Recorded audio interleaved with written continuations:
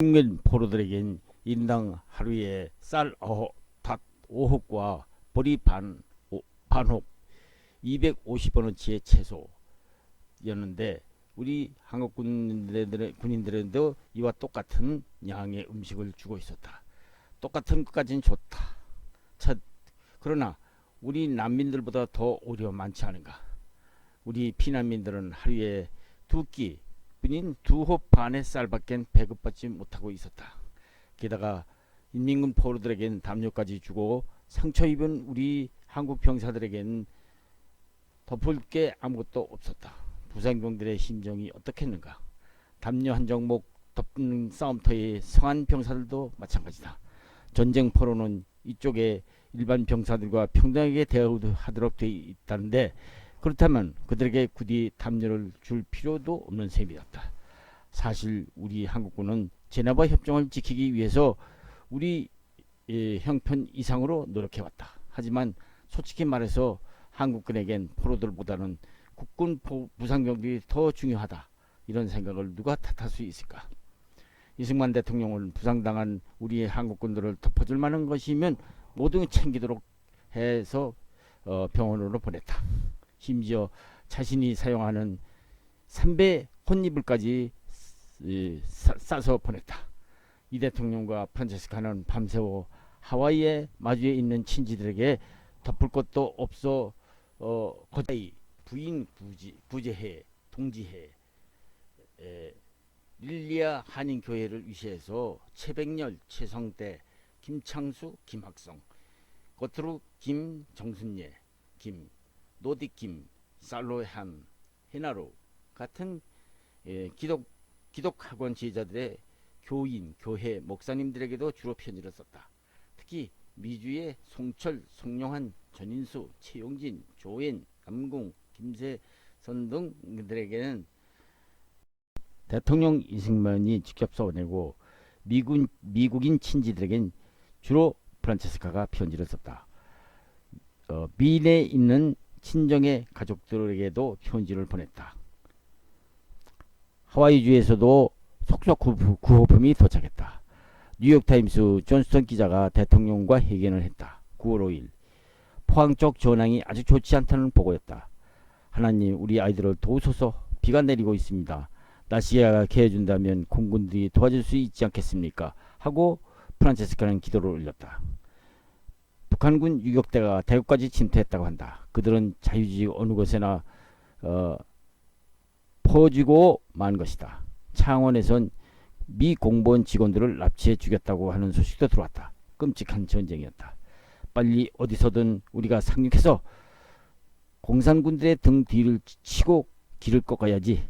지금처럼 이쪽 전선에서 줄다리기만 하다가는 언제 끝이 날 일이 모를 일이었다. 한국인들도 너무 많은 피를 흘렸다.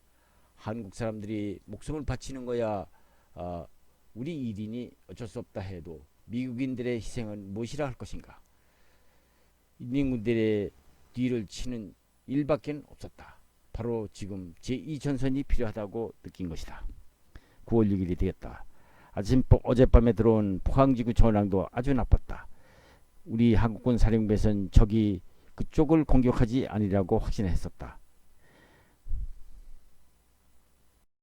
군들은 방어선을 돌파해서 경주와 영천, 포항 등지를 향해 공격하고 있었다. 한국군은 포항을 탈환하였으나 1000명이나 되는 한국인의 인명 손실이 있었다는 것이다. 인민군들은 다시금 그곳에 출몰하고 있는 것이다. 대통령은 아침에라도 비행기로 대구로 올라가기로 보기로 했다. 프란체스카는 무처 대사가 현 상황을 잘 알 테니 우선 그의 말을 들어보라고 말했다. 연락을 받고 대사가 온 곳은 오후 8시 30분이었다. 그는 상황이 불리하긴 하지만은 절망적은 아니라고 설명을 했다. 미군은 인민군들을 저지하기 위해서 경주와 영천에 각기 1기 연대씩을 새로 투입하고 있으며 부산에도 탱크도 좀 올려보내고 있다는 얘기였다. 타인과 뉴스비키지는 포항지구의 전투에 관한 기사에서 한국군 쪽의 준비나 대응 조치가 너무 미흡하고 너무 늦다고 보도를까지 했다. 이번에도 마찬가지였다. 이게 사단을 빼낸 것이 화근이었던 것이다. 허점이 생기면 누구보다도 인민군들이 먼저 알게 마련이다. 군사 기밀이 얼마나 허술하게 다뤄지고 있는지를 말해주는 좋은 예가 있었다. 경호관 중 한 사람이 8군 사령부에 갔었다. 한국에 와 있는 미군 병사들은 거의가 일본에 지도를 하고 있다가 왔기 때문에 일본말을 조금씩은 할 줄 알아도 대부분 한국 사람들과는 일본어로 의사소통이 되고 있었다. 게다가 미국 병사들은 무척이나 한국인들과 대화를 나누고 싶어 했다. 8군에 들어간 경찰과 미군 한 사람과 대화하게 되었는데 글쎄 이 미군 병사가 하는 말이 전쟁에 대해서는 걱정 말아라. 2주일 내에 우리가 상륙작전을 벌려서 공수부대로 적의 배후를 치게 된다 하더라는 것이다. 극비라는 전제 아래 들은 것을 미국 군인들을 만나는 한국인 아무한테나 털어놓는 셈이었다. 이러니 인민군들이 뭐든 알지 못할 리가 있겠는가. 프란체스카 생각으로는 미군 병사들이 이처럼 입을 다물지 못하는 데는 나름대로 까닭이 있을 것 같았다고 생각했다. 이를테면 심리적인 요인인데 한국인들에게 미군은 반드시 이길 것이라는 점을 강조하고 싶었던 것이다. 이들이 처음 이곳 전선에 올 때는 미군이 나타났다 하면 인민군들이 혼비백산에 도망갈 줄 알았는데 결과는 그렇지 않았기 때문이었다. 그래서 미국의 힘을 믿었던 한국 사람들이 낙심할 것 같아서 위로도 해줄 겸 스스로 자신감도 키울 겸 해서 이런 비밀을 털어놓는 모양이었다. 호의에서나 나온 행동이라고는 하지만 문제는 보통 문제가 아니었다. 거의 잠을 이루지 못했다. 구름이 잔뜩 끼더니 비가 내렸다. 비행기가 뜰 수 없는 날씨였다. 우리 한국군 부대들은 공중 지원을 못 받게 된다. 다행스럽게도 자정 때부터 하늘이 밝아졌다. 별들의 반짝임이 그토록 예뻐 보인 적이 없었다. 국회에서 내무부 장관과 국방부 장관 해임 건의안을 의결했다고 한다. 내무부 장관은 국회의원을 구속했기 때문이었고 국방부 장관은 김석원 사단장 해임 건의 이유라고 했다. 국회에선 김 장군이 해임됐기 때문에 우리 방어선이 쉽게 무너졌다고 말하고 있었던 것이다. 마음이 언짢았다. 저기 코앞에 와 있는데 싸움만 하고 있으니 말이다. 이런 정치 상황은 다급해진 전황과 얽혀 이승만 대통령을 몹시 괴롭혔다. 이날 밤 대통령이 북과 표로를 가져오라고 했다. 그는 천천히 그리고 오래도록 뭘 갈았다. 프란체스카는 하얀 화선지 옆에 단정히 앉아서 붓을 든 대통령의 모습을 무척 좋아 보였다. 동양에서만 볼 수 있는 한 폭의 그림이라고 생각했다. 이승만 대통령은 듬뿍 먹물을 찍어 자신의 깊은 상념을 화선지에 옮겨 써놓았다. 임진왜란 때 선조대왕이 외병에게 쫓겨서 신의지에 피신한 뒤 읊은 시구였다. 변방에 뜬 달을 보고 통곡을 하니 압록강 바람은 가슴을 에이네. 임금 신하가 치욕을 당했건만 차마 오늘 후에도 서인 동인으로 당파 싸움만 할 것인가 하는 내용이었다.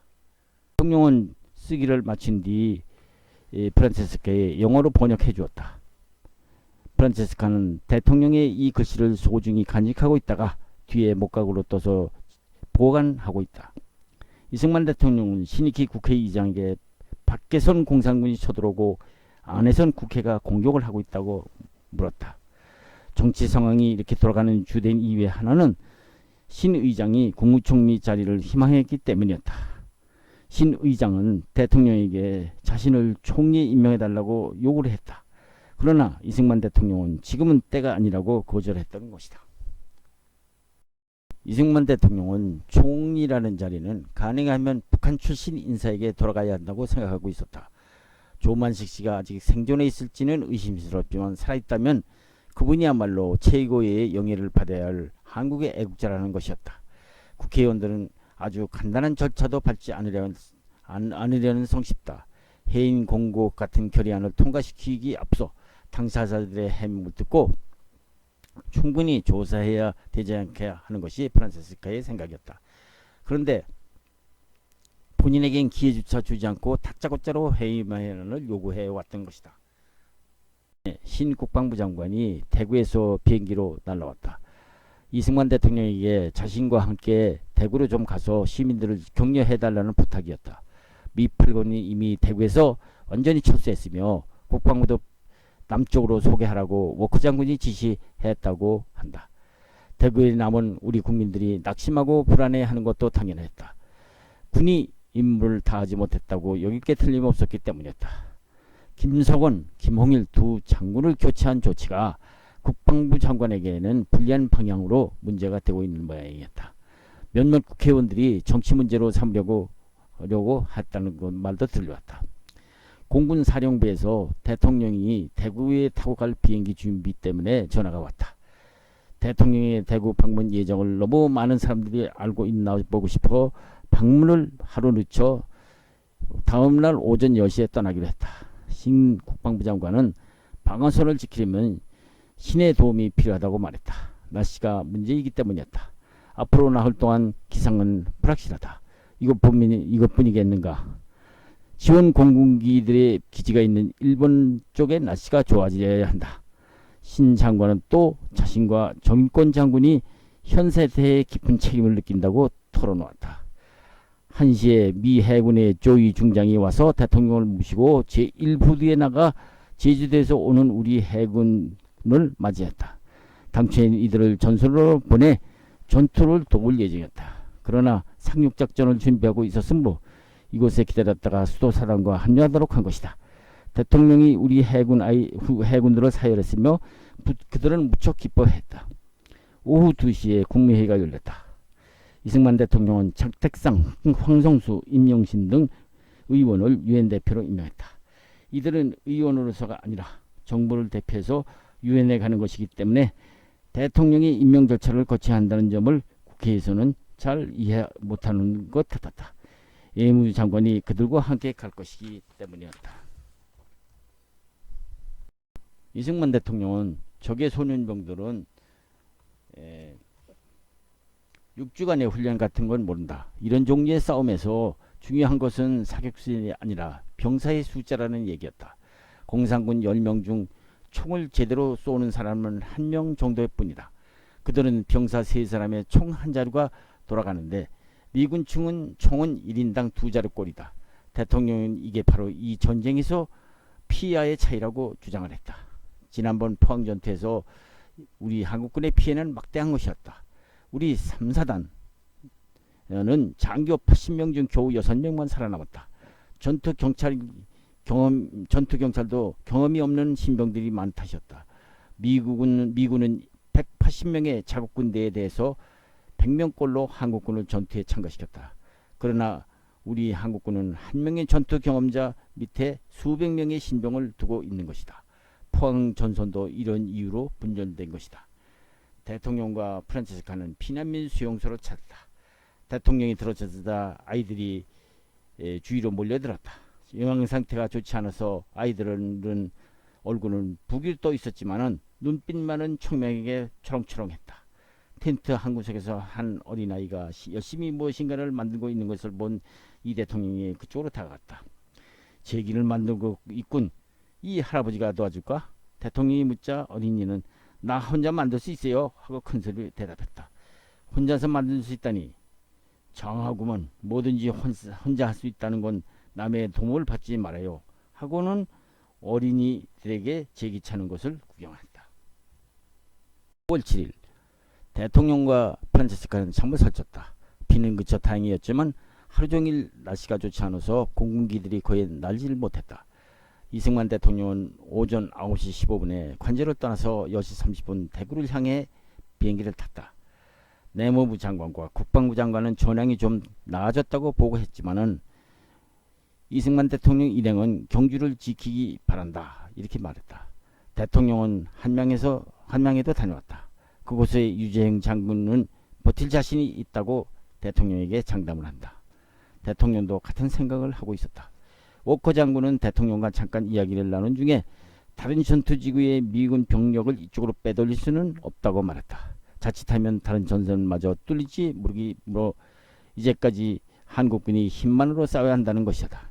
그는 위기가 지나면 아직 멀었다고 솔직히 말했다. 워커 장군이 대구에 머무르는 건 정치적 이유에서였다. 그가 기골이 없는 인물이었다면 남아있지 않았을 것이다. 이승만 대통령은 그의 입장을 이해를 했다. 그리고 소총 10만 정을 그에게 달라고 했다. 워커 장군이 훈련받지 않는 병사들에겐 총을 내줄 수 없다고 대답하자 대통령은 공산군이 어린 소년들에게도 총을 주게 쏘아하지 않느냐고 항의를 했다. 9월 8일 미국인들이 한국 쪽의 어려움을 별로 배려해주지 않는다고 이승만 대통령은 느끼고 있었다. 포항과 경주지구에 한국군에 대한 지원조차도 거의 없고 하늘에서 지원기를 찾아보기도 힘들다. 미군은 새 병력을 취약지구에 투입할 생각은 않고 전선만 단축하려 드는 것 같았다고 했다. 수송선 내 적군의 병력이 입항은 했지만 모조리 낙동강 지역의 예비 병력으로 배치됐을 뿐이었다. 예비 병력이라고는 없는 한국은 공격을 받으면서 24시간 쉴 새 없이 싸워야 하는데 대통령도 이젠 필사적이었다. 한국군은 맡은 책임 이상으로 열심히 싸우고 싶은데 미국 쪽에서는 제대로 훈련을 받은 군인이 아니면 무기를 대줄 수 없다고 고집을 하니 야단이었다. 비행단에서 브리핑을 받고는 대통령이 무초대사에게 이렇게 말했다. 당신들은 가만히 앉아서 적군이 쳐들어오기만 기다리고 있지 않소? 그 사이 적은 이쪽에 가장 취약한 것이 어딘가를 알아내서 집중 공격을 해옵니다. 우리도 적과 같이 밀고 나가 싸우지 않을 작정이요. 그렇게 하면 설사 다시 퇴각하게 되더라도 적군은 우리가 다음엔 어떻게 나올지 몰라서 불안해할 것이다 아니요. 지금쯤은 전술로는 유엔군이 계속 피해볼 수밖에 없습니다. 그려 이렇게 말했다. 아침엔 또 손원희 장군이 와서 해병대의 크레이그 장군에게 들은 이야기를 대통령에게 은밀히 전했다. 크레이그 장군은 생각도 대통령과 비슷했다. 멈추고 기다리는 동안 적은 힘을 모아 공격해오고 한국군은 그들을 다시 내몰기 위해서 숱한 희생을 치러야 하니 매우 불만스럽다는 것이었다. 지난 3일에 공산군의 공세 때 그들을 격퇴하고 전진까지 한 부대는 크레이그 해병대뿐이었다. 크레이그 해병대 장군은 마음대로만 할 수 있다면 매일같이 적진을 기습해 공격해 백방전을 벌려 저들을 거의 다 때려 부셨을 것이라고 말했다. 사실 해병대는 그 같은 기동전술에 아주 능하다. 하지만 위에서 내려온 명령은 지키기만 하지 공격을 하지 말라는 것이었으므로 아깝지만 어쩔 수 없지 않느냐고 말하더라는 것이었다. 이들 해병대는 일본 사세보항 A국에서 상륙작전을 기다리고 있던 사단과 합류하기 위해서 떠났을 뿐이었다. 상륙작전의 D-Day는 원래 10일이었으나 전후의 탓으로 바뀌었다. 초생달이 뜰 11일부터 며칠 동안 날씨가 좋지 않으리라는 것을 한국 사람들은 알고 있었다. 그러나 미국 사람들은 이런 기상 법칙을 전혀 고려하지 않는다. 물론 비행단 사람들은 그새 체험으로 잘 알게 됐지만은 정책 결정자들이 믿는 건 일기예보뿐이었다. 늦춰 새로 잡은 공격 예정일은 20일이라고 들었다. 이 날씨는 너무 늦었다. 15일 정부는 날씨가 좋아질 텐데 20일이라면 닷새를 허비하게 되기 때문이었다. 아무튼 그때까지만 버텨야 할 텐데. 한 명의 젊은이, 한 절의 총이 아쉬운 때였다. 그런데 사회 일각에서는 힘있고 빽있는 사람의 자식들은 요리조리 군대를 기피하고 해외로 빠져나간다는 비난의 소리가 들렸다. 이승만 대통령도 무차 대사로부터 한국 정부 요인들이 자기 아들들의 유학 비자를 부탁해 와서 골치가 아프다는 불평이 비슷한 소리를 듣고 몹시 괴로워하고 있었다. 이승만 대통령은 이럴 때 나에게도 아들이 있어서 군대 입대시켜 직접 모범을 보일 수 있다면 얼마나 좋을까 하고 한탄을 했다. 이승만 대통령은 지난번에 종갓댁에 있는 장손 이황희를 군대에 보내라고 했다. 그리고 입대를 했는지 확인해 보라고 했다. 그런데 이황희는 그때까지 군대에 가지를 않았다. 이승만 대통령이 이황희에게 군대에 안 갔다는 사실을 알면 그것만도 호통이 떨어질 판이었던 황희 그의 임시관제를 찾아왔다. 비서들이 진급을 하고 이황희를 뒷방에 숨겼다가 지프에 태워 김홍일 장군에게 보내 훈련소에 입소시키도록 부탁했다. 이승만 대통령은 어린 시절 종가의 은혜를 많이 입었다고 들었다. 프란체스카는 이황희가 전선에 투입되어 불행에도 전사하는 경우에는 이승만 대통령이 그의 가족과 문중으로부터 얼마나 원망을 들을까 하고 마음을 졸였다. 이황희는 떠날 때 비서들에게 프란체스카가 무초 대사에게 부탁해서 장면 대사의 두 아들에게 미국 유학 비자를 얻어주었다는 소문이 사실이냐고 물어보더라는 것이었다. 마산에선 긴 장군이 부녀자들을 모두 소개시킬 것을 명령했다고 한다. 그것 상황도 불안한 모양이었다. 그럴 수밖에 없었다. 육군이 전선을 펼 때 해군과 상의가 없었기 때문이라고 했다. 이렇게 그어진 방위소는 마산까지만 포함하고 통역은 사실상 적에게 열어놓고 있었다. 해군 쪽에선 결과를 훤히 내다볼 수 있었다. 통영이 떨어지면 한국 최대의 섭인 바로 옆 거제도가 넘어가는 것도 시간 문제였기 때문이었다. 거제도에서는 건너편 마산과 진해항을 앉아서 봉쇄할 수 있고 부산 해안 지역을 폭격할 수도 있다. 이승만 대통령은 전설 시찰하고 돌아오자 프란체스카에게 마음이 다음엔 빵떡 좀 더 많이 좀 쏴주쇼 하고 큰소리로 말했다. 프란체스카는 아침에 이 대통령이 나갈 때 빵 속에 계란을 붙여놓은 샌드위치를 일게 만들어서 마실 것과 함께 국진이라는 사람이 있는데 그 사람에게 주면서 낮 12시 정각에 대통령에게 드리도록 부탁을 했다. 국진이는 12시 정각에 대통령에게 샌드위치를 점심으로 드렸는데 이승만 대통령이 자네들이 점심 어찌 됐나 하고 물었다고 한다. 그러자 국진이가 하는 말이 저희들은 나중에 먹겠습니다 하고 우물쭈물 대답을 잘 못한 모양이었다.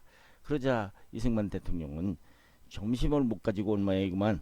돌아가서 마미와 노인에게 양노인에게 단단히 일러야겠다 하고 말했다고 한다.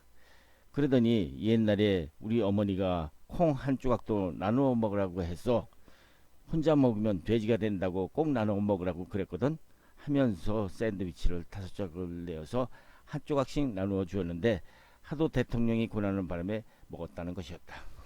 대통령이 마음이 이 다음에 점심은 안 싸줘도 좋으니 아랫사람을 점심과 식사에 좀 신경도 쓰시도록 하시오 하면서 프란체스카를 실책했다. 물론 이런 실수는 경호원들의 점심에 대해서 일일이 신경을 못 쓴 프란체스카의 잘못이 있었다. 하지만 부산에 온 뒤 대통령과 경호원들의 식사를 나와 프란체스카와 양노인이 분담했기 때문에 양노인의 잘못도 없지 않았으나 프란체스카는 말없이 대통령의 구정을 듣고만 있었던 것이다.